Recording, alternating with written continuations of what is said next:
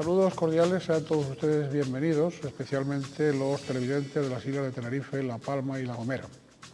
Y nuestra más cordial bienvenida a doña Carmen Nieves Gaspar Rivero, alcaldesa de Granadilla de Bona. Señora alcaldesa, bienvenida. Muchas gracias. Siempre es costumbre que recordemos esos tres rasgos principales de Canal 8. Canal 8 es un canal de capital 100% tinerfeño, canario. La línea ideológica, la línea editorial de este canal es el pluralismo y también estamos en cabeza de las audiencias de las televisiones locales. Todo evidentemente por el apoyo de todos ustedes que nos siguen, que siguen los programas. Hace año y medio que doña Carmen Nieves Gaspar está de alcaldesa, ya estuvo aquí, ya en un programa anterior, prácticamente cuando estaba con el pan de la boda un pactista en Granadilla. Y lo primero que tendríamos que preguntarle es, más allá de esa versión oficial de salud envidiable que se ha dicho, que ha dicho usted misma, que han dicho otros miembros del pacto, más allá de esa expresión, que nos dijese el funcionamiento, digamos, genuino de ese pacto. ¿Qué tal funciona? ¿Qué tal ha funcionado este año y medio? Yo sigo diciendo, pero es que lo digo por convicción, probablemente algunos piensen que lo digo porque lo tengo que decir, probablemente lo tendría que decir aunque no fuera cierto, pero es que en este caso es cierto, el pacto funciona bien. Por supuesto tenemos nuestras discrepancias, pero es que eso pasa hasta en las mejores familias y desde luego creo que además no es malo que discrepemos, que algunos concejales, incluso del mismo signo político, entiendan que unas prioridades deben ser estas y otras aquellas, con independencia de esas cuestiones puntuales. Creo que todos hemos entendido el mensaje que nos dieron los ciudadanos de Granadilla, que es que querían un cambio después de 16 años de gobierno de Jaime González Cejas. Y eso también implica una responsabilidad. Todos tenemos la corresponsabilidad de intentar que este pacto funcione, como está pasando, y desde luego de lograr el cambio que Granadilla necesitaba. En esas estamos. Bien, yo creo recordar que en nuestra entrevista anterior usted fundamentaba, nos explicaba que ese pacto se había establecido, se había configurado en función de tres claves, de tres pilares, ¿no? Por una parte estaba el respeto mutuo entre las tres fuerzas políticas, Coalición Canaria, Partido Popular y Alternativa, si se puede. Por otro lado, la coordinación de funciones entre las distintas concejalías y, en tercer lugar, que no es el tercero en orden, pero el tercero por enumeración, el interés general del municipio. Creo que así se constituye ese pacto. Bien, pero bajo esos mismos principios, esos tres principios, podrían ustedes también haber cogobernado con el Partido Socialista, o eso ya es un supuesto imposible.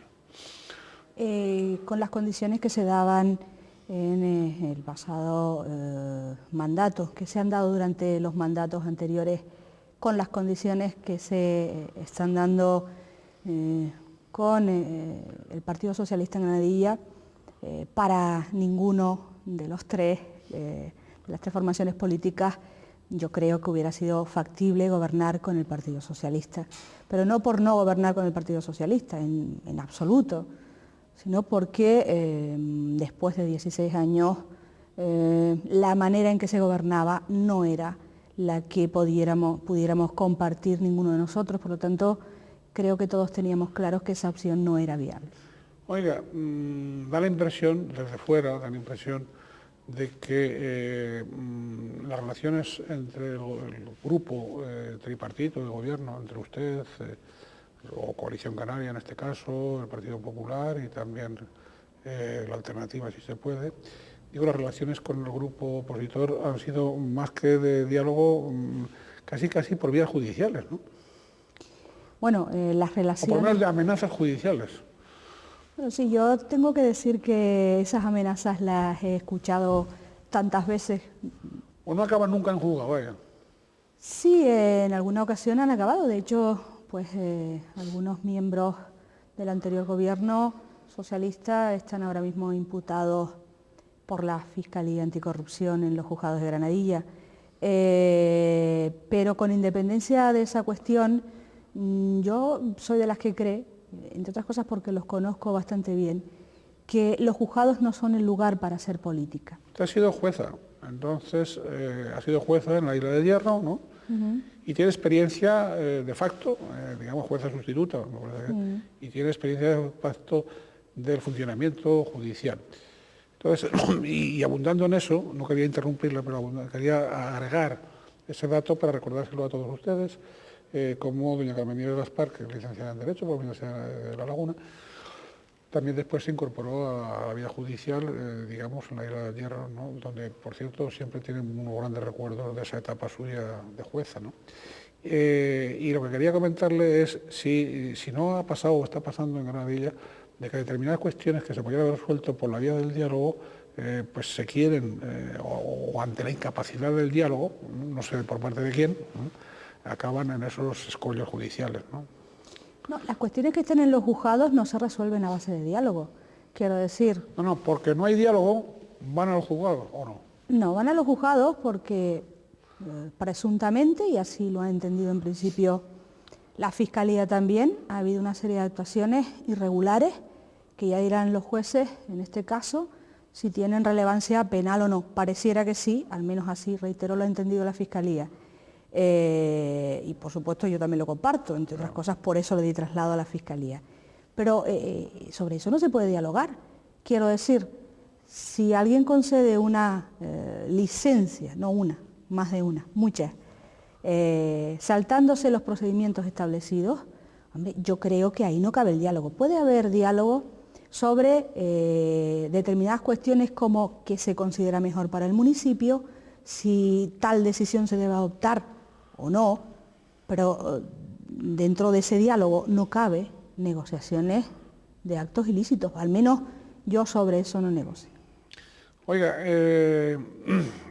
la semana pasada, el martes y miércoles pasado, días 13 y 14, saltaba a la actualidad insular, algo inesperado, como que un pacto tan sólido como el de Coalición Canaria y el Partido Popular en el Ayuntamiento de Santa Cruz de Tenerife, pues por decisión del alcalde, en el pleno del día 13, en la última hora del pleno, ese pleno donde se resolvían las cuentas del año 2009, pues habría ofertado la posibilidad de hacer un gobierno de concentración con todos los grupos políticos, es decir, también con la oposición socialista y también con Ciudadanos de Santa Cruz y con el Centro Canario Nacionalista. ¿Para usted también fue sorpresa o no, como alcaldesa? Pues sí, lo fue. La verdad es que tengo que reconocer que el señor Cerolo a veces nos sorprende a todos, con independencia de otras consideraciones, pues tiene una capacidad especial para a verse ser un poco el centro de atención. Yo supongo que será una decisión meditada y que tendrá razones justificadas para hacerlo, no las conozco y por lo tanto no tengo nada que decir al respecto. Yo creo que es bueno, si estamos hablando de que todos nos unamos para defender los intereses de los ciudadanos, eso siempre es bueno. Si eso implica que deban coparticipar en el gobierno de forma permanente o de forma puntual, bueno, eso ya son decisiones de cada uno de los legítimos representantes de los ciudadanos, en este caso de los alcaldes y de los plenos respectivos.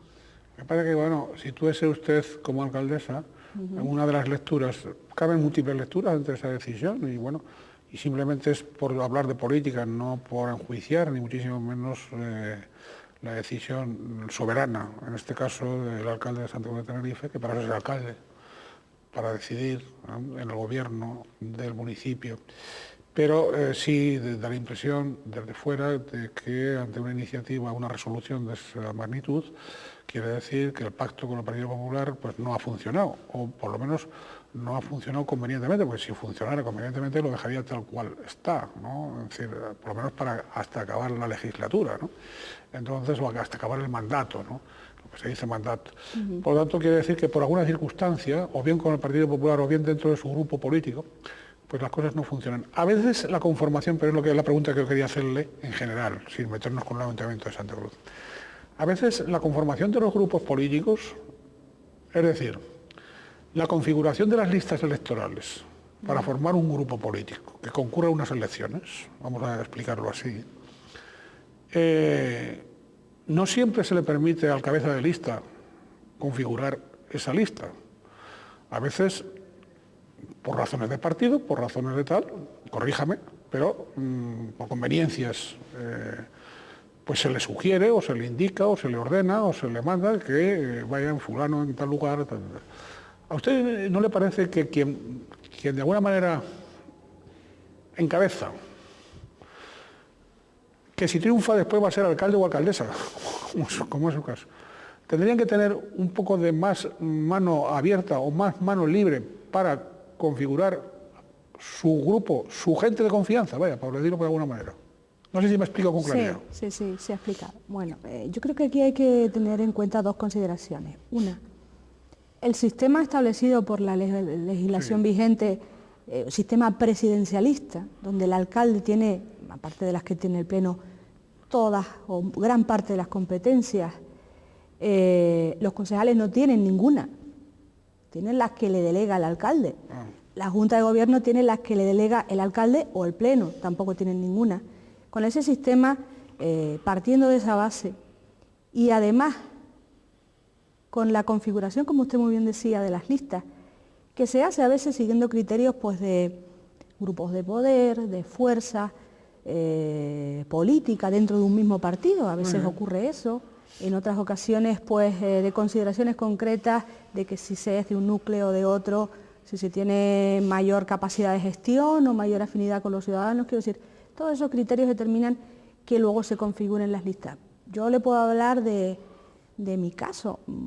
A mí en su momento se me dio libertad para establecer lo que entendía que debía ser unas listas que acudían en el primer mandato, en el primer mandato donde tuve la oportunidad de estar, que estábamos en la oposición todavía, y también en este, que ahora estamos en el gobierno, y lo hice en unión al comité local y a los afiliados. Hice unas propuestas y se entendió que eran razonables y así pretendo seguir haciéndolo.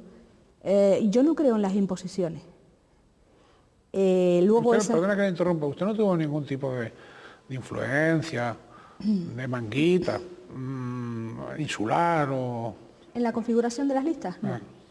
Ni la tuve ni la hubiera permitido, al menos en esa línea. Nada de eso hubiese, por lo menos yo no lo hubiera permitido. No. Eso sí, después hay que someter la lista para la aprobación de los órganos competentes, por supuesto. Pero normalmente los órganos competentes, salvo circunstancias puntuales, suelen ser razonables y entienden que los candidatos locales conocen su municipio de forma más adecuada que el resto de los representantes y, salvo excepciones, suelen darle su visto bueno. Por supuesto, al final quien aprueba las listas son los órganos competentes. Lo que yo creo que no es razonable es que los órganos competentes para aprobarlas sean los competentes para elaborarlas. Son cosas distintas. Ajá. Aclare un poquito esto último. Sí, claro. A ver, la elaboración de las listas, en su caso, pues corresponde finalmente a los comités locales, pero normalmente los candidatos a la alcaldía suelen tener mucho que decir, y eso es lo razonable. Y luego el Consejo Político Insular en unos casos, o el nacional, dependiendo de qué listas sean, es el que los nombra oficialmente. Bueno, eso es razonable. Lo que no sería razonable es que el Consejo Político Insular elaborara las listas a presentar. Bueno, pero esos órganos superiores a veces sí que, igual que bendicen, no bendicen, rechazan. A mí no me ha pasado. Bueno, habrá pasado en algún caso, pero yo lo desconozco. Bien, doña Carmen Nieves, vamos adelante. Hablar de Granadilla, el tópico típico es hablar del puerto de Granadilla y el típico tópico es hablar de cómo Coalición Canaria usted se ha opuesto a ese puerto de Granadilla tal como se concibió en un primer momento, si no se variaban unas circunstancias, creo recordar, determinadas, que conviniesen al municipio de Granadilla, ¿no? ¿Han cambiado ya las circunstancias? ¿Ya son ustedes partidarias de...? Bueno, y ahí se enfrentó usted al gobierno de su partido, al cabildo de su partido, a los ayuntamientos de su partido, de la zona, a todo el mundo? Bueno, yo creo que... Fue como la niña terrible. A veces se personaliza en mí. Yo creo que esto no fue el posicionamiento de Carmen Nieves, aunque por ese sistema presidencialista... Y también consiguió ser alcaldesa probablemente por esa actitud. Pues no sé si fue por esa actitud o no, pero... Por esa o por otra, o por una suma. Sí, pero lo que quiero decir, dejar claro, es que es el posicionamiento de un grupo de concejales que estábamos en ese momento, de un comité local y de un grupo de afiliados, de gran parte de los afiliados, por no decir el 100%, porque no, el 100% sí, no se suele contar en casi nada, y de muchos vecinos de nuestro municipio. Y básicamente usted me pregunta si ha cambiado algo. No, por parte de ustedes, quiero decir, la actitud. No, por parte de nosotros no ha cambiado nada. ¿Siguen oponiéndose o no? Vamos a ver, yo le manifiesto, creo que recordar que en la última entrevista así se lo hice saber también. No estoy segura si fue en ese momento, pero desde luego lo que sí está claro es que desde el punto de vista institucional como alcaldesa es mi obligación defender el sí al puerto de Granadilla porque así lo ha acordado el Pleno y por lo tanto, por mucho que me guste o que me disguste, mi obligación es esa y la he cumplido y la voy a seguir cumpliendo. Por eso no quita para que desde otro punto de vista, como militante de Coalición Canaria, como concejala en su momento de Coalición Canaria y también como vecina de Granadilla, siga pensando lo mismo que pensaba, que es que no hay nada nuevo bajo el sol. La razón fundamental para hacer algo, creo yo, cuando estamos hablando de inversión pública, cuando estamos hablando de afección al territorio, están así que algunos quieren descatalogar los cebadales que catalogaron por lo menos parte de los que ahora están en otro posicionamiento, porque son afectados. Luego afección existe, inversión pública existe. Lo mínimo que tiene que existir es necesidad de ejecución de ese proyecto. Y esa necesidad, por lo menos yo sigo sin verla. Pero sigo sin verla, bueno, con mis limitaciones que las tengo, seguro, pues suelo mirarme las cosas, suelo tener una mente bastante abierta y suelo ser receptiva.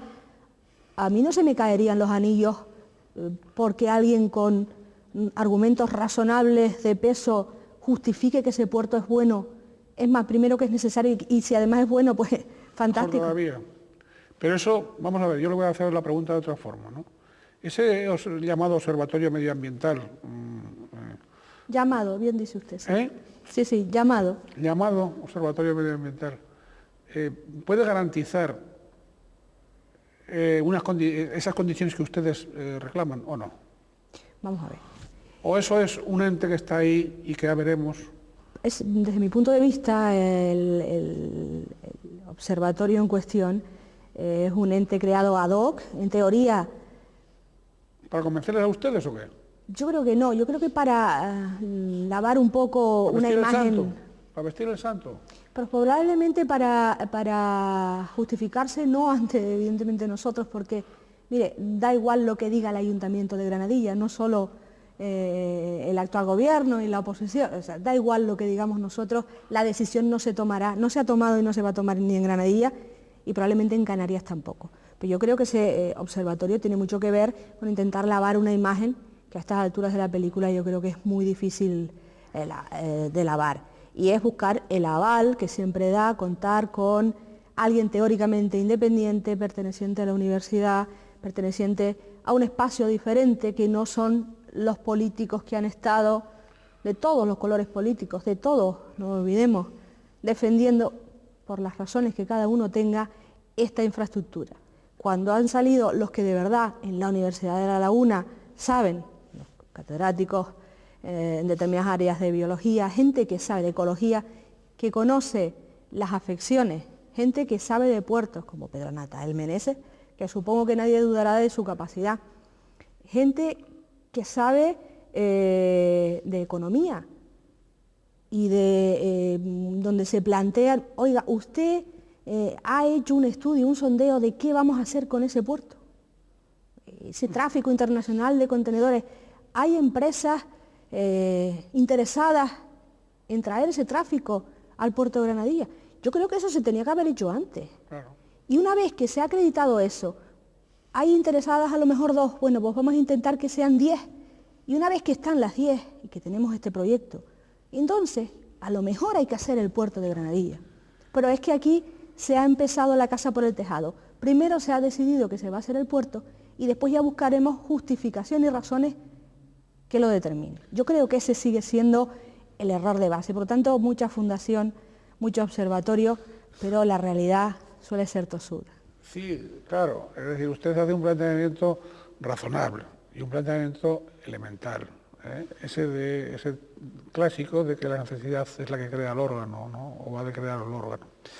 Y por lo tanto, bueno, si desde el punto de vista de Granadilla no se acaba aún de ver esa necesidad o no está justificada, por lo tanto tampoco hay parámetros para definir el tamaño y las condiciones, etcétera, etcétera, pues tendremos que pensar en que no son demagogos aquellos que se oponen, ni son enemigos de la isla de Tenerife, ni son enemigos del sur, del norte, del este y del oeste, de Nibaria, ni son, no, simplemente son personas con argumentos que ven las cosas desde otro punto de vista que no es el punto de vista del negocio, ¿no? Claro. Porque al final estamos ante un tema de negocio, ¿o no? Como casi todo, estamos ante un tema de negocio. Pero eso no es malo. No, negocio es bueno. yo no he dicho, no, yo no he dicho que sé que usted no lo ha dicho. Yo no he dicho que el negocio de los negocios pero sean pareciera malos. que yo estoy diciendo, estamos ante un tema de negocio y eso es malo. No es malo. No. El negocio es bueno, es más, ahora que hay menos negocio, estamos viendo las consecuencias en los ciudadanos, ¿no? Claro. En el día a día de los ciudadanos.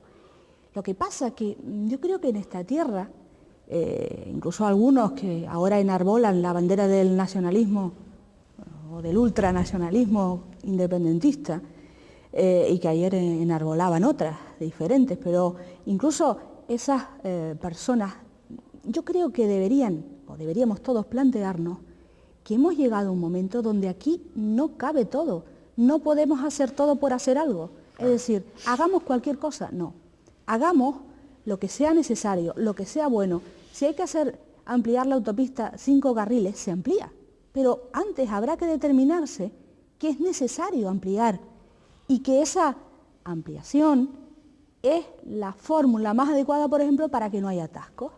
Si eso es así, yo creo que todos coincidiremos.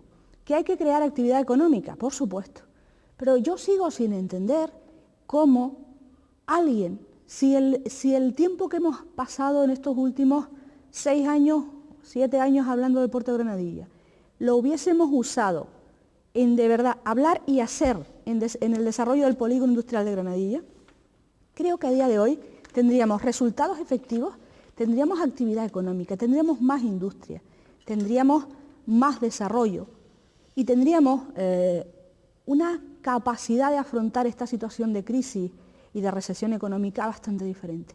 Nos hemos ligado todos a discutir sobre las bondades y maldades del anillo insular, del trazado eléctrico hacia el sur, no sé tanto de la central eléctrica y de sus licencias o no, del puerto de Granadilla. Es decir, vamos a seguir hablando, es bueno.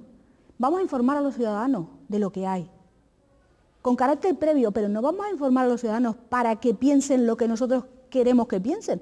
Vamos a darle la información a los ciudadanos y que los ciudadanos decidan. Yo creo que en la clase política de Canarias hace falta que entre entre comillas, virus, que se llama democracia real. Sí, eso es lo que iba a decirle usted, claro, que ya, si usted ya se anticipa a llamarle virus, ahí está dicho todo. No disfrutamos de una democracia genuina, y al menos desde el punto de vista informativo y desde el punto de vista de la transparencia en la gestión y desde el punto de vista de la planificación del territorio y de otros muchos puntos de vista. Tenemos una democracia formal, formalista, pero no genuina, en el sentido de hacer sin información veraz, sin información desapasionada, sin información no manipulada, todas las opiniones están viciadas, ¿no? O casi todas.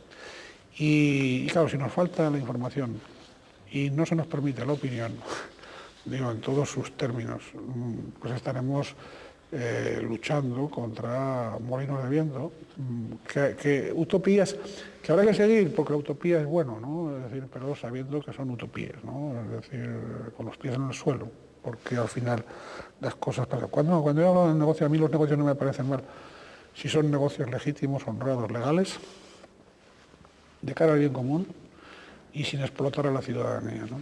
Entonces, el negocio que da rentabilidad para todos me parece espléndido, ¿no? El negocio que solo es para unos pocos me parece que no es negocio, que es otra cosa, es explotación. Bien, díganos, es decir, de ese programa electoral que ustedes pactan, que las tres fuerzas políticas pactan, ustedes ya casi llevan, casi están en el Ecuador, hombre, falta un mes para estar en el Ecuador, pero ¿cómo llevan el balance? ¿Qué apretado balance en general de gestión entre las tres fuerzas políticas que integran todo? O sea, ¿se encuentra satisfecha? ¿No se encuentra? Es decir, de 0 a 100 en porcentaje, ¿qué porcentaje, digamos, para hacernos una idea, ¿no? ¿Qué porcentaje de consecuciones del programa llevarán realizados en este momento, más o menos? De 0 a 100, probablemente llevemos 40, 30, 40. No está mal. Yo creo que no está mal, no está mal. Es más, nuestro programa electoral, y suele pasar así sobre todo pues cuando uno está en la oposición. ¿Tuvieron que recortar, me imagino, para llegar al pacto entre los tres? No, en realidad los programas electorales, si usted los mira y ¿Todos quitamos... se parecen bastante? Todos se parecen bastante, con la diferencia de que algunos estaban gobernando, lo ponían en el programa electoral y no lo hicieron durante muchos años. Ya. Nosotros poníamos, salvando alguna cuestión, cuestiones similares que tienen que ver, aquí todos sabemos o creemos saber lo que los ciudadanos pueden demandar. Nosotros ahora lo sabemos un poco más porque nos hemos reunido para hacer los presupuestos en todos los núcleos y barrios del municipio con los ciudadanos que han querido ir. Cuando usted hablaba de democracia formal, en esas reuniones a mí me ha dado la sensación a veces de que los propios ciudadanos no llegan a creerse que pueden decidir. O sea, cuando nos sentábamos le decimos, bueno, díganos ustedes las cosas que consideran que deben hacerse en Chimiche, en la Cruz de Tea, en San Isidro, en el Médano. Evidentemente no iban todos los vecinos. Bueno, en los sitios pequeños, en la Cruz de Tea tuvimos casi un full, es decir, casi al 100% de la población, ¿no? Y la gente plantea cuestiones que tienen que ver, a veces, con cuestiones básicas y mínimas. Las peticiones de los ciudadanos, no sé por qué hay ese miedo a escucharlos y a veces a olvidarse de que uno puede entender que lo prioritario es tal cosa, pero si los ciudadanos quieren otra, habrá que escuchar y atender a los ciudadanos, porque ellos son los que nos ponen aquí, no para que nosotros seamos visionarios y hagamos lo que creemos que tenemos que hacer. Tenemos que tender a eso, pero desde luego sin olvidar y sin obviar esta situación. Por lo tanto, desde ese punto de vista, yo creo a veces que lo que hace falta para lograr esa democracia real es que este pequeño granito de arena, esta pequeña iniciativa que fue sentarnos con todos los vecinos, sea algo que se haga cada vez con todos y en todos los sitios. Cuando eso ocurra durante algún tiempo, todos entenderemos y además se verá normal y el político entenderá que está sometido a la voluntad de los ciudadanos cuando se la manifiesta de forma clara. Oiga, doña Carmenieres, crisis. Háblenos del Fondo Estatal de Inversión Local, en el caso concreto de Granadilla, y qué obras concretas han seleccionado. ¿Ya las tienen todas? ¿O las más importantes que han seleccionado para... ¿Cuánto dinero al final reciben por ese concepto? Hoy hemos mantenido algunas reuniones al respecto, hemos adoptado acuerdos aprobando proyectos concretos. Nosotros tenemos 6.411.000 euros aproximadamente. Buen dinerito, ¿eh? Sí, no está mal, no está mal. Yo creo que además el acierto del del decreto del gobierno central, del fondo municipal, es que sea justamente eso, municipal, y que haya pasado de la administración del Estado directamente a los municipios, que son los que están cerca de los ciudadanos. Yo creo que ese ha sido un acierto. Evidentemente, esta situación tendría que darse con mayor frecuencia, no solo ahora porque estamos en crisis, ¿no? Y además, se lo explico, es que la financiación de las entidades locales es un tema no resuelto a día de hoy. Entonces, no me quiero enrollar con ese tema, pero desde luego... No, puede usted enrollarse, y yo se lo voy a facilitar, el que se enrolle. A ver. Es decir, entre la administración del Estado, que está allá, y la administración más cercana a la ciudadanía, que es la del ayuntamiento, hay otras administraciones que a veces, en lugar de facilitar las cosas, las perturban, nada más. Pues a veces ocurre. Digo a veces. A veces ocurre. Desde luego no seré yo quien niegue en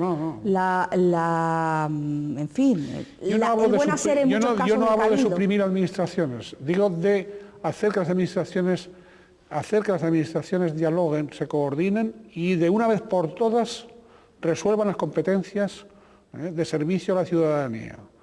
Lo que no tiene sentido es que usted como alcaldesa, que el ayuntamiento como tal ayuntamiento, en el caso de Canarias, que la Federación Canaria de Municipios, o en el caso del conjunto de España, la Federación Canaria de Municipios y Provincias, tengan sobre sus hombros una serie de obligaciones sociales de primera magnitud y de primera instancia, y que otras administraciones ni les faciliten medios y que les pongan pegas o que les administren a cuentagotas determinadas funciones. Cuando un ciudadano tiene un problema de índole social que le aboca a solicitar una ayuda de emergencia social, estas ayudas de 100 euros, por ejemplo, para alimentos y demás, puede ocurrir, pero yo no conozco muchos casos de ciudadanos que vayan al Cabildo a ver a don Ricardo Melchor o a la consejera del ramo o a cualquier consejero del Cabildo a plantearle esa necesidad.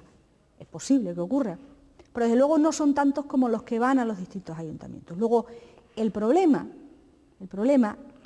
quien lo conoce de verdad, quien de verdad tiene capacidad de darle solución y quien la está dando somos los ayuntamientos.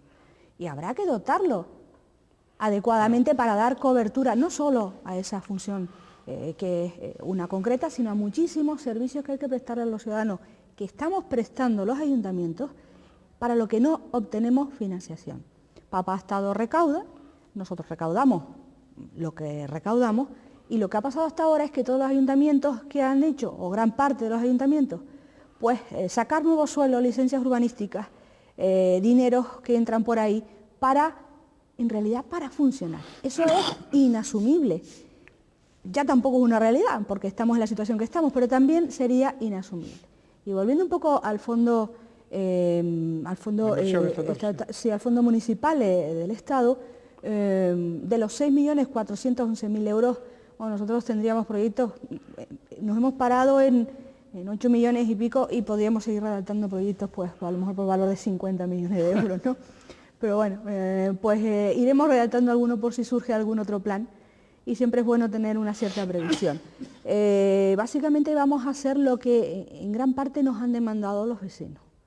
Yo les voy a ir diciendo realizaciones que en la entrevista anterior se nos quedaron fuera por falta de tiempo, no porque yo no las tuviese anotadas, pero yo quería preguntarle algunas de las realizaciones, algunas que estarán en proyecto, otras están en marcha, otras estarán acabadas. Usted irá diciendo, ¿no?, de algunas de las que entonces se vislumbraban. ¿Y cuál de ellas, a lo mejor, aprovechan para meterlas también al amparo de este fondo? Yo tenía aquí apuntado las guarderías en el Casco, en San Isidro, y los colegios en La Jurada y el Médano.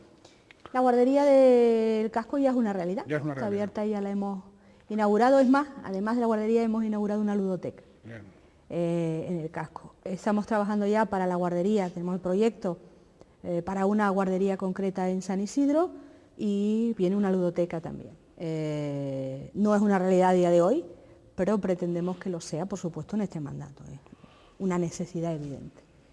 ¿Colegios y centros escolares en La Jurada? En La Jurada se está ejecutando un centro modular.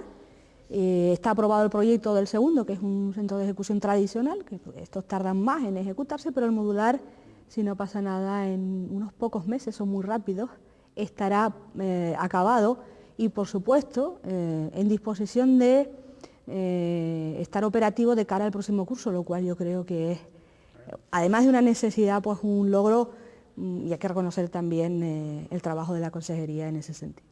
¿La residencia para mayores? La residencia para mayores teníamos un proyecto... ¿Iría para el fondo ahora o no?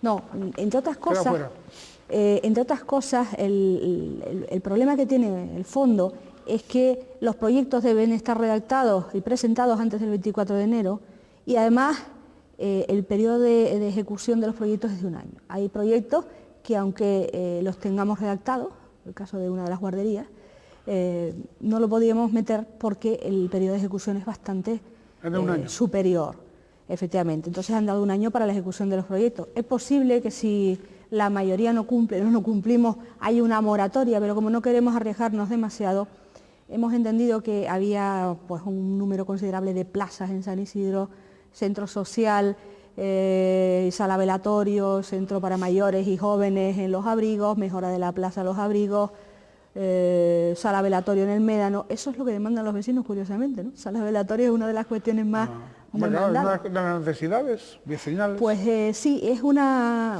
cuestión muy demandada, no solo por los mayores, porque podría pensarse, bueno, las personas mayores, no. Habría que hacer un estudio sociológico muy interesante sobre los que los vecinos consideran prioritarios. Tenemos actuaciones de mejora de zonas deportivas, en la Villita, en San Isidro, alguna actuación en el casco de Granadilla, una gran casa de la juventud. Me iba a preguntar, la Casa de la Juventud. Tenemos el proyecto, va a entrar aquí. ¿Y centros juveniles en distintos barrios también? Ahora mismo hay 3, cuando llegamos no había ninguno. Bueno, perdón, sí había uno en el Médano, en las condiciones en que están estos no había ninguno, sí había centros, un poco más precarios. La Casa de la Juventud, hemos comprado ya el Cine San Antonio, está adquirido por el gobierno municipal a la propiedad y hemos redactado el proyecto y será presentado o será ejecutado con cargo a este fondo pues una gran casa que no será básicamente la juventud, pero que albergará otras infraestructuras porque tampoco podemos limitar los espacios públicos. Yo creo que es bueno la interconexión. ¿Las mejoras litorales desde el Cabezo a la Jaguita? Pues hoy mismo he hablado con el redactor del proyecto. Voy a intentar conseguir citas en este próximo FITUR, que estaremos en Madrid, para aprovechar, estamos allí, alguna reunión con Costas, pero una información que me ha transmitido el redactor del proyecto es que pues ya está aprobado y pendiente de ejecución. Yo creo que es un proyecto muy interesante y que estoy convencida de que Costas lo va a sacar en este mandato, aunque primero se me dijo que sí, luego, en fin, se dudó un poco más. Yo estoy segura que va a salir. Repoblación marina, protección pesquera entre Montaña Roja y Los Abrigos. Estamos, bueno, lo primero que hemos hecho es oponernos. Son recientes, estos días atrás se oponían ustedes a las jaulas marinas. A las jaulas marinas donde se quieren ubicar. A la actividad. Explique eso ampliamente porque, por un lado ustedes quieren proteger, quieren digamos, la repoblación marina, quieren tal, por otro lado... una reserva marina, estamos trabajando en eso. Pero entonces, vamos a ver, ¿no es algo contradictorio o es que...? A ver, una reserva marina implica que existe un lugar donde se podrán ejercitar actividades concretas que se establezcan limitadas, pero hay una prohibición de capturas y demás.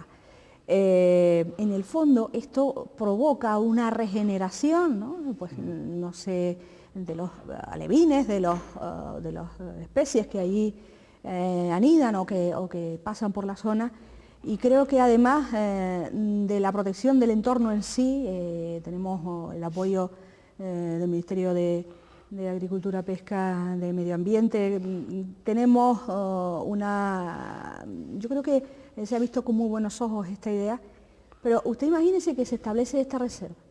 Cuando se implantan las jaulas marinas, se anclan, un sistema que se utiliza, normalmente se anclan, y al pescado que está dentro se le alimenta con una especie de pienso que se le pone, que se va depositando, todo el que no se come, entre las heces del pescado más el pienso que le sobra, más se va creando una especie de capa y que suele afectar de forma muy considerable al entorno, al espacio físico concreto. Nosotros no nos oponemos a que exista esta actividad, Lo que sí decimos es que el lugar donde se ponga, donde se establezca, debe ser aquel en que afecte lo menos posible al entorno, porque es una cuestión de sentido común. Y donde estaba establecido, pues tenía una afección además a esta reserva marina que pretendemos instaurar. Pero es que además lo rechazan los pescadores, lo rechazan la gente de los abrigos, lo rechazan los hoteleros. Entonces, vamos a ser sensatos, no neguemos una actividad de forma categórica, pero busquémosle la ubicación más adecuada. Es que es puro sentido común, ¿no? ¿Qué nos dice usted del fomento de los deportes náuticos, en el Médano sobre todo? Y también de, bueno, estos días también se hablaba de los locales de windsurf en los cristianos, me parece, ¿no? Locales de windsurf no son exactamente, vamos a ver. Pues se habló de eso. Sí, pero es que no son exactamente esto, son en teoría locales donde, o espacios donde se ejerce una actividad que no cabe conforme al plan general. Bien. Es decir, cabe tener un depósito, eso es factible en determinados lugares, yo creo que en casi cualquier sitio del municipio cabe tener un depósito para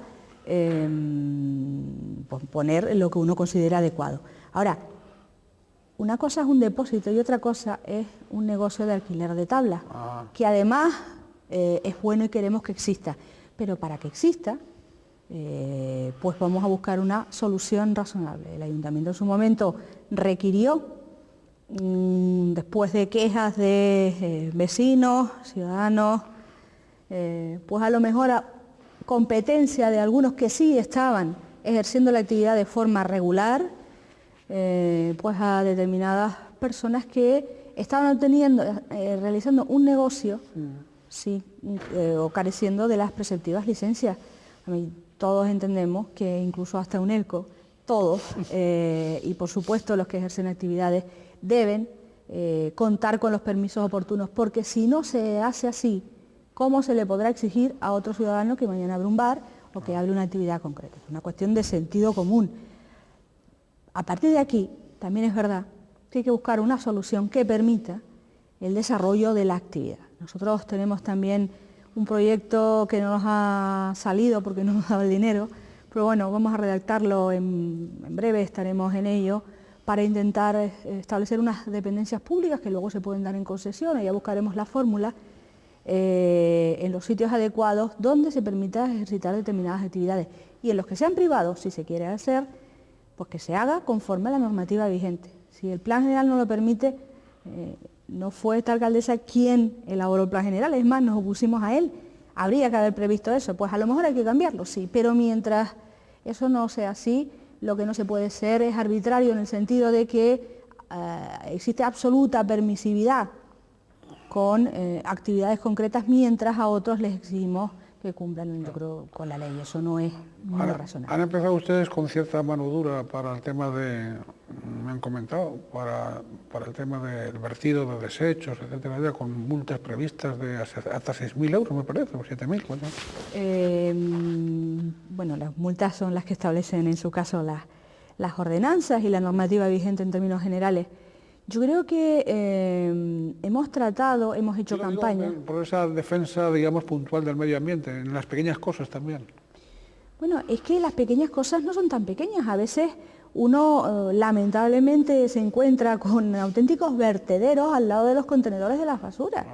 Y donde no es el vecino, a veces, que ha acudido y ha tirado los escombros de una modificación, de una reforma en su vivienda, que es un señor de una empresa que le cobra al vecino por eso, y que a lo mejor viene de otro municipio, o del propio municipio de Granadilla. Yo creo que ahí, en la medida en que podamos, vamos a ser duros, porque es inadmisible. También es verdad, y lo hablaba no hace mucho con el consejero, que hay que facilitar, Vladimiro, puntos limpios, puntos donde se puedan... Instalaciones. Efectivamente, porque para exigirle a la gente que cumpla la ley, claro, hay que darle la opción de que la cumpla.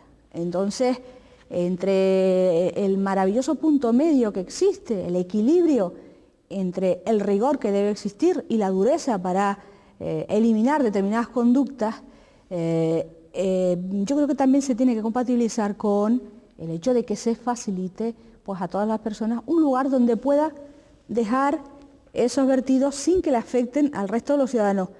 Y cuando eso esté facilitado y no lo haga, yo creo que hay que ser duro con todas sus consecuencias. Oiga, háblenos de la piscina cubierta del casco y también de los complejos deportivos de Los Abrigos, de Chimiche, del Charco del Pino. Piscina cubierta está recogida en los presupuestos del Cabildo y vamos a intentar que salga algo más, de lo que no quiero todavía hablar porque todavía... ¿Cabildo les hacen caso, bastante caso o no? No todo lo que quisiéramos, pero algo Bueno, nos pero hacen bueno, caso. pero tampoco está muy quejosa, ¿no? Bueno. ¿O a medias? A medias, vamos a dejarlo en una media. Yo tengo que reconocer que a lo mejor por esta cuestión de, pues quizá de... ¿No me va a decir que la están castigando con el tema del puerto? No, vamos. Están castigando al municipio, no a usted. No creo que lo intentaran, siquiera. Y si lo intentaran, yo creo que les sería difícil. No lo han hecho. Al revés, algunos alcaldes se quejan de que Granadilla tiene un trato preferente por parte del Cabildo, cosa que tampoco creo yo que sea cierto. O sea, si miramos las inversiones del Cabildo en Granadilla, evidentemente son grandes, pero es que tenemos una gran obra que es la Rotonda de San Isidro, que eso ya solo, y que es una necesidad desde hace 10 años y que no se ha hecho, por lo tanto eso ya solo sube bastante la ratio. La piscina está recogida, a lo mejor tenemos alguna otra sorpresa que le contaré si sale en la próxima ocasión, efectivamente, que nos veamos. Y me había preguntado, disculpe, por alguna otra cuestión, la piscina era una... Sí, yo le he hablado de la piscina y los complejos deportivos en Los Abrigos, Chimiche y Charco del Pino. En Los Abrigos hemos sacado un concurso de ideas y se ha ganado un proyecto que nos parece fantástico. Tampoco hemos podido meterlo por esta financiación, entre otras cosas porque el proyecto no estaba redactado, pero es que además el plazo de ejecución tampoco daría, ¿no? Lleva una edificación y sobrepasaría un año. En el caso de Chimiche hemos hablado con los vecinos y curiosamente a veces los vecinos son bastante más sensatos que el resto de otros vecinos que somos políticos, ¿no? Que algunos vecinos que somos políticos. Nos plantearon, nosotros habíamos hablado todos los partidos, un campo de césped artificial en Chimiche. Y nos dicen, mire, oiga, es que aquí no hay equipo de fútbol. ¿Usted por qué se empeña en hacer un campo? Pues a lo mejor sí que necesitamos unas dependencias deportivas, pero donde pues los chicos practiquen, pues no sé, baloncesto, tenis, pádel, otras cositas. Pues nosotros no somos más listos que nadie. Y si los vecinos quieren eso, habrá que reconsiderar el tema. Estamos trabajando en esa línea. No tenemos todavía los terrenos, pero pretendemos que sea una realidad. Pretendemos en este mandato. En Los Abrigos, ya digo, está redactado el proyecto, un proyecto ambicioso y fantástico. Creo que no podemos conseguir de aquí al 2011. Y el otro lugar que me había dicho, no recuerdo, Los Abrigos. Chimiche y Charco del Pino. En Charco del Pino estamos ahora mismo levantando los muros que se han caído del campo de fútbol artificial, del campo de Charco del Pino. En Charco del Pino lo prioritario ahora mismo es conseguir suelo para un colegio. Todos los vecinos nos manifestaron así y por supuesto hacer pues un local social y una sala velatorio y va también en esto. ¿Qué es eso de la feria intercultural? Bueno, yo creo que es una iniciativa bastante interesante que tiene que ver con, por lo menos yo había tenido siempre la sensación de que se intervenía en la relación con determinados colectivos de inmigrantes, pero de forma unitaria, es decir, una especie de gueto. Se interviene con el colectivo de los ciudadanos de Argentina, de Uruguay, de Chile, pues de Marruecos o del Sáhara. Yo creo que una necesidad, ya no una conveniencia, una necesidad de los núcleos que han crecido tan deprisa, como es el caso de San Isidro, el Médano, Los Abrigos, sobre todo San Isidro, con una mezcla de culturas, de maneras de pensar, de vivir, con vidas diferentes, con actividades diferentes, con aspiraciones distintas y diversas y dispares. Conseguir que todas estas personas confluyan y convivan en un núcleo, en una situación de relativa paz social y tranquilidad, cuando también es verdad que parte de la población que en su momento estaba asentada aquí, pues veía una especie de afluencia masiva de foráneos. Lograr todo eso solo se puede hacer desde la integración, desde el respeto mutuo y desde dos criterios. Uno, entender que ya San Isidro no es lo que fue, un núcleo de gente de Granadilla, de la zona y gran parte de ciudadanos de La Gomera, ya no es solo esto, hay ciudadanos de otros lugares y por lo tanto tenemos que respetarlos, pero los que vienen también tienen que entender que viven. Es apreciable, yo quería preguntarle, ya casi acabamos, ¿es apreciable el retorno de muchos de quienes vinieron y que ahora por los efectos de la crisis y del paro están retornando a sus lugares de origen? En el caso de Granadilla, ¿se está produciendo eso o todavía no es significativo? Se produce, pero no en el grado en que he escuchado por ahí a algunas personas. Sí se está produciendo, se está produciendo. Yo no creo que sea retorno a sus países de origen, sinceramente. Creo que es marcha hacia otros lugares, donde piensan que pueden tener otras expectativas. De todas formas, a día de hoy no es... ¿Otros lugares de Canarias o de la península? De la península, sobre todo. Y en algún caso también será, pues a lo mejor del extranjero, pero de Europa. Pero yo creo que dependerá mucho del origen, de los países de origen de cada uno. Muchos pues están asentados y además yo creo que eso es enriquecedor para el municipio. Personas que han venido de otros lugares, cuyos hijos han nacido en Granadilla y que son ya vecinos de nuestro municipio y que no tienen intención de marcharse. Como le decía, creo que es fundamental el respeto recíproco, entendiendo que la llegada de gran número de personas de fuera no puede anular la cultura de un pueblo, porque entonces sí que habría problemas. Y entendiendo también que la cultura de un pueblo no es inmodificable, porque todo lo que viene de fuera también le afecta y lo modifica. Al fin y al cabo nosotros somos un referente de esto, tenemos hasta el punto cubano como parte de nuestro folclore, o las malagueñas como parte de nuestro folclore. Yo creo que eso es bueno, siempre que sepamos llevarlo bien, respetarnos recíprocamente y entender que estamos obligados a entendernos todos y que al fin y al cabo no nos diferencia tanto, en general no nos diferencia casi nada. Ciertamente, a partir de la trascendencia del concepto de la persona, evidentemente a partir de cualquier reflexión de nuestra condición de personas ya está dicho todo. Doña Carmen Nieves, lamentablemente se nos ha ido el tiempo. Me quedan para la siguiente otro cúmulo de cuestiones, lo cual quiere decir que el Ayuntamiento de Granadilla es un ayuntamiento activo. Pero bueno, lo dejaremos para otra ocasión. ¿Usted desea agregar algo o no?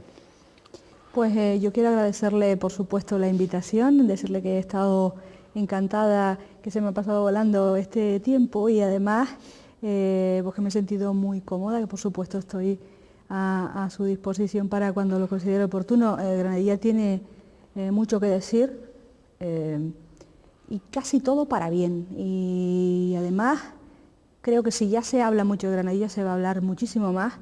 Creo que estamos en disposición de ser un referente para toda la isla. Muchas personas así ya lo creen desde hace tiempo y creo que nos falta a veces convencernos a nosotros mismos de nuestro propio potencial. Y después tenemos que tener la valentía para llevarlo a efecto. Primero pensar qué queremos, a dónde queremos ir y después decidir ir y empezar a andar en ese camino. Lugar de encuentros también. Recientemente se reunían las asociaciones de padres de alumnos, profesorados, también concejales del área de educación, donde analizaban el fenómeno sobre todo de la educación secundaria y del absentismo entre nuestros muchachos de bachillerato, etcétera, etcétera.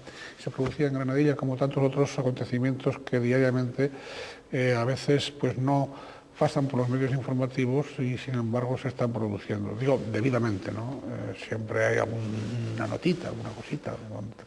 Que sepa que Canal 8 vamos a estar a la disposición de Granadilla, de los intereses generales de Granadilla, del bien común de Granadilla, que no tiene por qué pasar por el puerto puro y duro, sino por el puerto deseable, oportuno, necesario, cuando así lo decidan.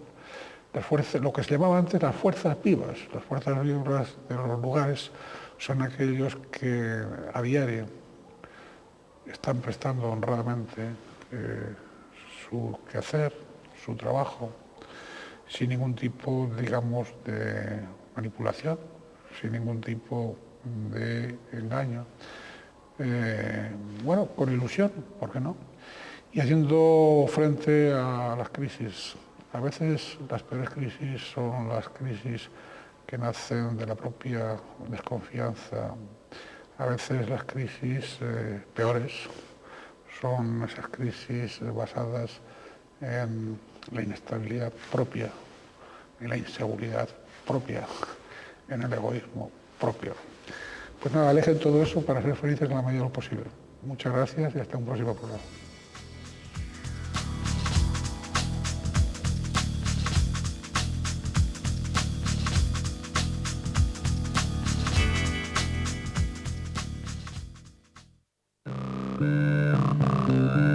Thank you.